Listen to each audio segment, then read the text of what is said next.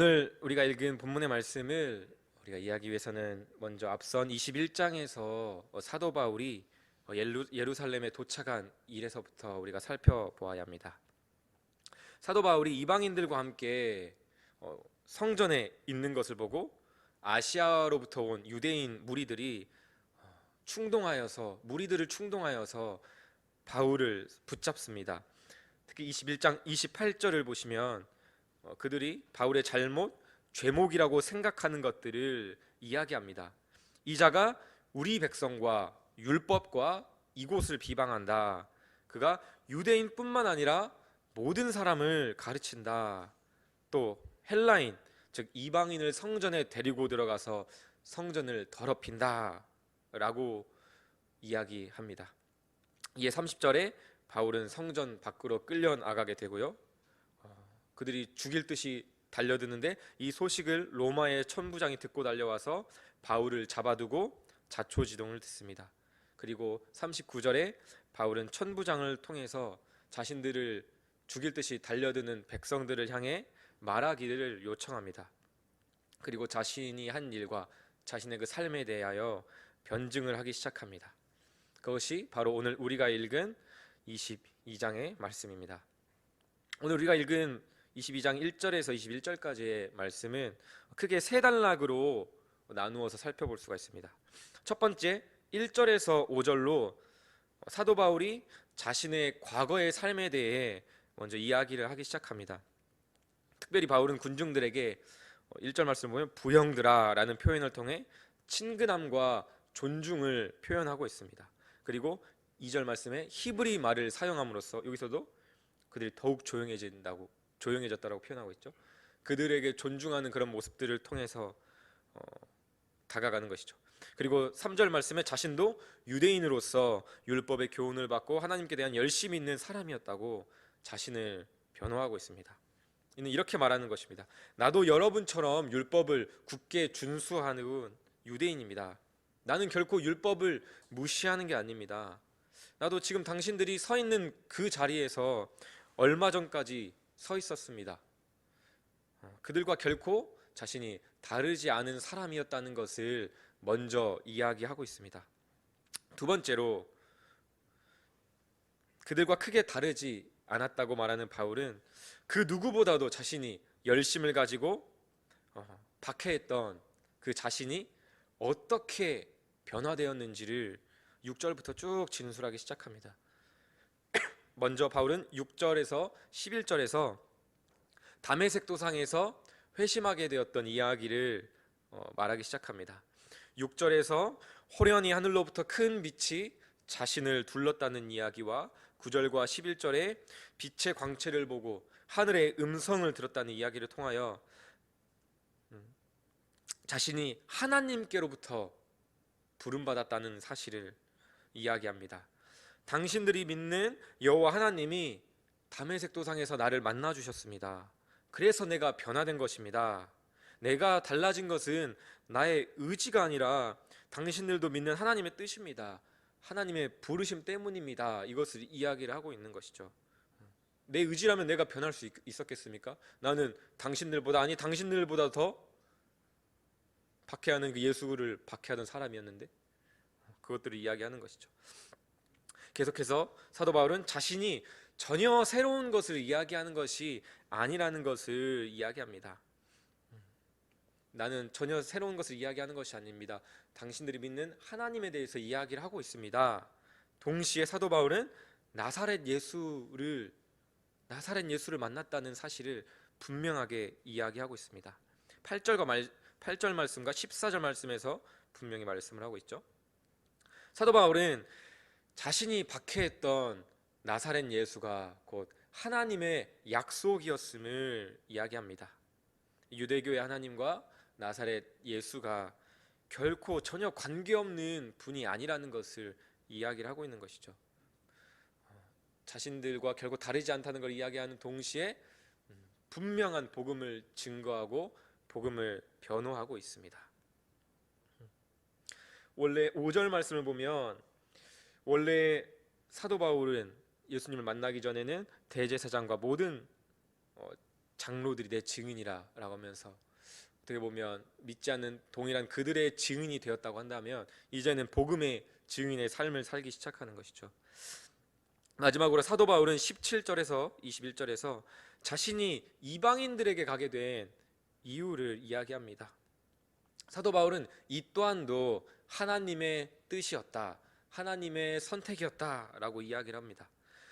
그가 자기 동족에게 앙심을 품고 있어서 유대인들을 섬기기를 거부하고 떠난 것이 아니라 자신의 기대와는 달리 하나님의 명령에 의해서 이방인들에게 간 것이다 라는 것을 분명하게 이야기하고 있습니다.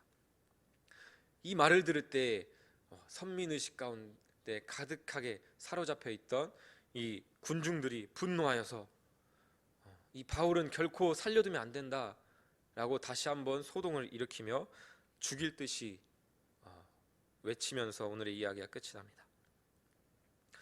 오늘 말씀 가운데 자신의 삶과 복음을, 이 믿음을 변증하는 이 오늘 사도 바울의 이야기는 왕의 사명을 따라 믿지 않는 이웃들에게 복음을 전하는 우리의 이야기가 되어야 될 줄로 믿습니다.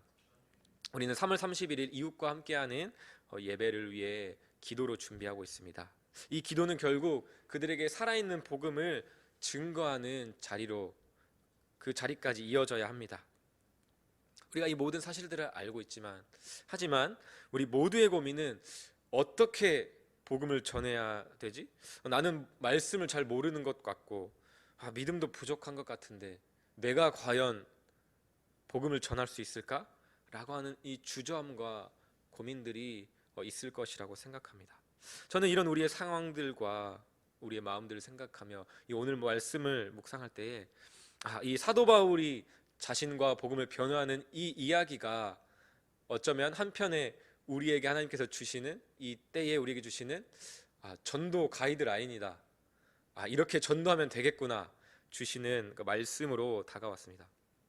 사도 바울이 자신의 과거를 이야기하고 복음을 변호하는 이 순서를 따라 우리도 모두 우리의 전도하는 것이 우리의 일상이 되어서 복음을 전할 수 있었으면 좋겠습니다.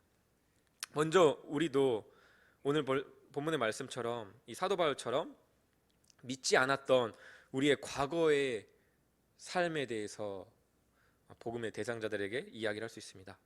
그리고 사도 바울이 히브리어를 사용했던 것처럼, 그리고 그들을 존중하며 부형들이여 이야기했던 것처럼 종교적 언어, 신학적 용어가 아니라 그들에게 친숙한 일상의 언어로 전도 대상들에게 이 복음을 들려주며 그들을 높여주며 존중하면서 복음을 전할 수 있습니다.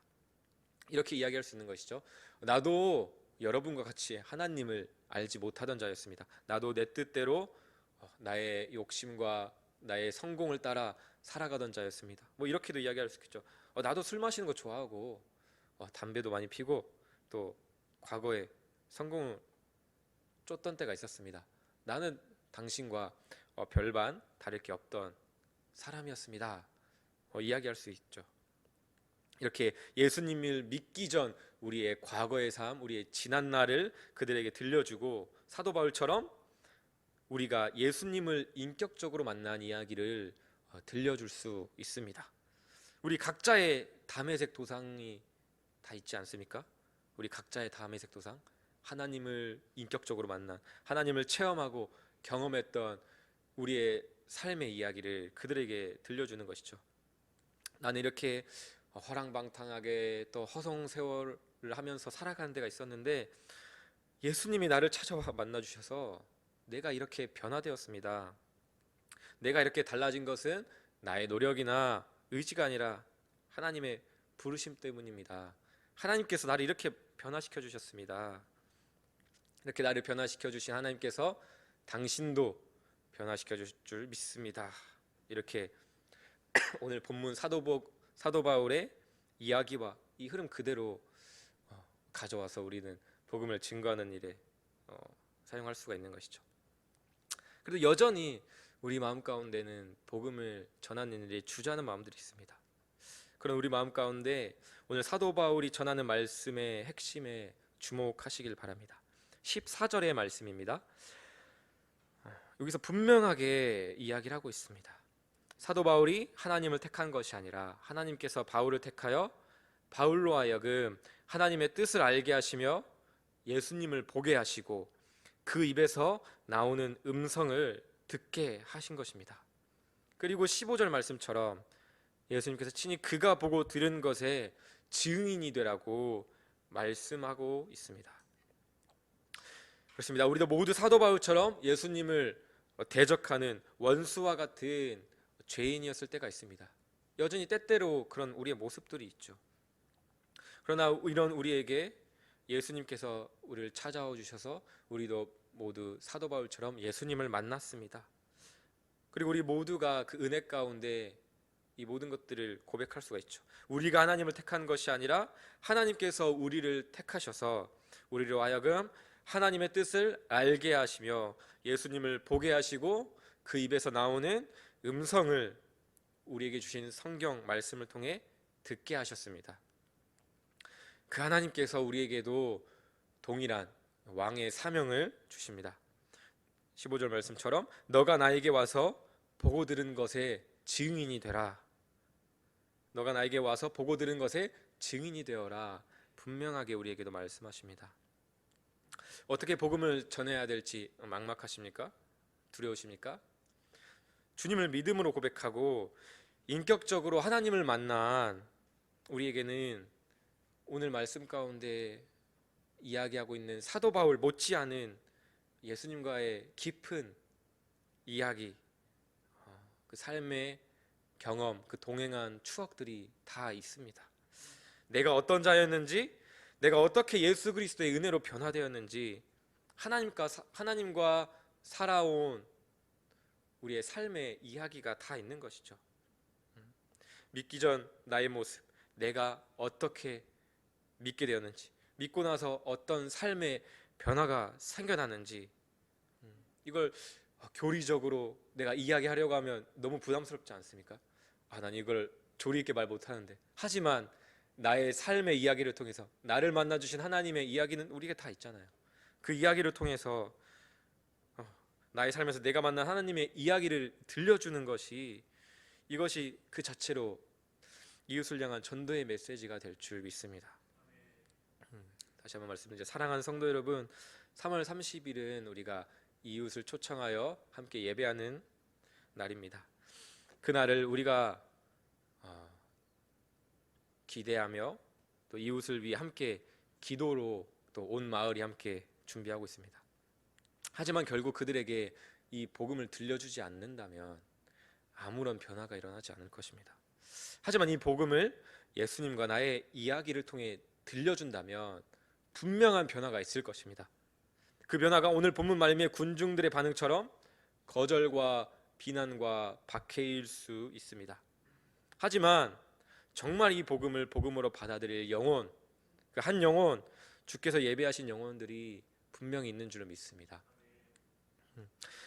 우리는 그 한 영혼의 변화를 위해서 우리가 먼저 변화되어야 합니다.